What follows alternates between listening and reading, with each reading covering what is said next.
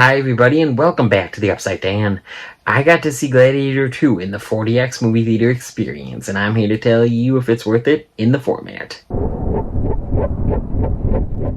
Before I get started, please make me your 4DX guy by subscribing to my YouTube channel, liking this video, hitting that notification bell so you don't miss any more 4DX content from me. Gladiator 2 actually surprised me in a few ways in this format. The seat movements were really fun and they really matched up well with what was going on. It starts out with this big epic action scene that I thought was very well done, and the seats are moving along with each punch and kick and stab and, arrow shooting and all of that. You're feeling a lot of massagers in the back, the kind of massager kind of poking you in the back. People are getting thrown down, thrown against stuff.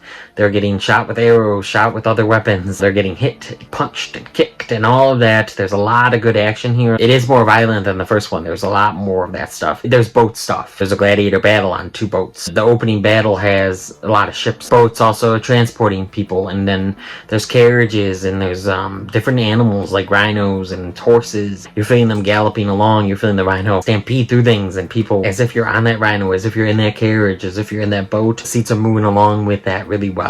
The seats are rocking just kind of slowly when they're just on a boat transporting them. The rhino is really fast and the horses are really fast. You're kind of feeling it more roughly with those. The seats are rumbling, vibrating, and all of that, and they're jolting each and every way. There's rowing but on the boats, but there's also a practice thing where they're rowing. You're kind of feeling each movement as if you're on the rowboat. A lot of this matched up very perfectly. Even with the punches, anytime a character gets a big blow, with most of the punches, you're hearing and feeling the puffs of air at each side of your neck and ears. You're feeling the stuff at, the air at your ankles. Water is the next thing. There was a lot of uses of water, way more than I expected. Water is used with, of course, water. There's actual water scenes. People falling into water, people splashing around. There's shark stuff as well, when gladiators are falling into the water, you're feeling the splashes with that. But not only the water, you're feeling this with, there was a time when someone spit, and you're feeling little drops, and I think you even feel like the puffs of air and the puff of mist, come from in front of you. It's kind of an ick factor. You saw someone spit, and then you're feeling that. And then blood.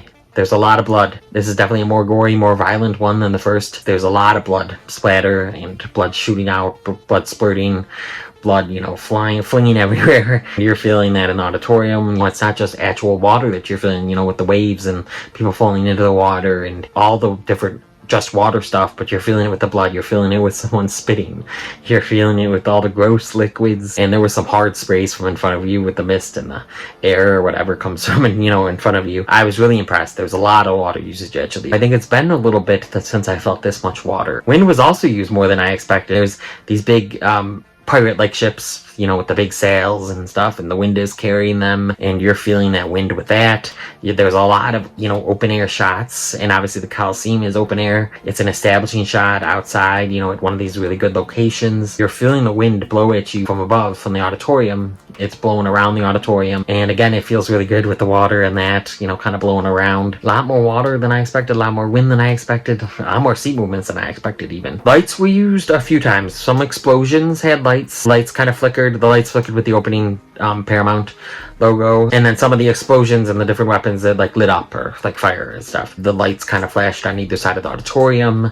Nothing too much with this one, but that it definitely was used a handful of times. Fog was also used a few times. Even in this one scene, it was used a handful of times. With the rhino, it was used a couple times because he, stampeding around, he's creating a lot of dust flinging up. So the fog is used with that. It doesn't overstay its welcome, at least not from where I was sitting. There's definitely a lot of people in the first 3 rows. Maybe they would get annoyed by it. I've only sat in the first 3 rows once for Super Mario Brothers movie. And I didn't find it too distracting. It is right there because it's right, in front of the auditorium with some ships, and there's fire being thrown. So anytime fire really, and fire creates smoke, and that's when the fog goes up. The fog went up a few times in that one boat scene in the Colosseum. Again, it's the same scent for me, but I noticed it several times in this film, way more than I expected. Establishing shots even, with the ships and the water. It's doing that with some of the animals, to smell them. Anytime there's a fire kind of lingering there. With the smoke, you're noticing that smell. It's probably a different smell for a lot of you guys, but like I said, it's the same smell for me for all of this stuff. For nature nature, for the establishing shots, for the fire, for the animals. So it's nothing too memorable, but I did like try to make a mental note. I thought mostly everything matched up really well with what we were seeing on screen. There was one time when we felt water and I wasn't sure what we were feeling water for. Maybe I just didn't notice it. They were in a ship kind of like underneath. Maybe there was like dust coming from above them for people, because there were people like up there like kind of stomping around, and maybe dust was coming down in water. I don't know. I didn't notice water in that scene. Sometimes it does do it with stuff like dust. Sometimes. Not all the time. There was fog once. It kind of fit, but there was other times where it would have fit more and they didn't do the fog. For the most part though, Gladiator 2 and 40X matched up extremely well to what was going on screen. I was very impressed. This was way better of a 40X experience than I expected. Gladiator 2 is 100% worth it in 40X for me. Honestly, it exceeded my expectations as a film, but it also exceeded them with 40X. So I recommend Gladiator 2 if you're a 40X fan. There's nothing too intense here. There's sometimes when it is constant, like that opening battle, and really, a lot of the battles where it's constant. The action is constant as well, and all the different capabilities. So the action in the seats moving around, and any capability that will match what's on screen. Nothing too like where I was afraid I was going to get flung out of my seat. Obviously, if 40X is your thing, if you love 40X, I think you're going to really like this one.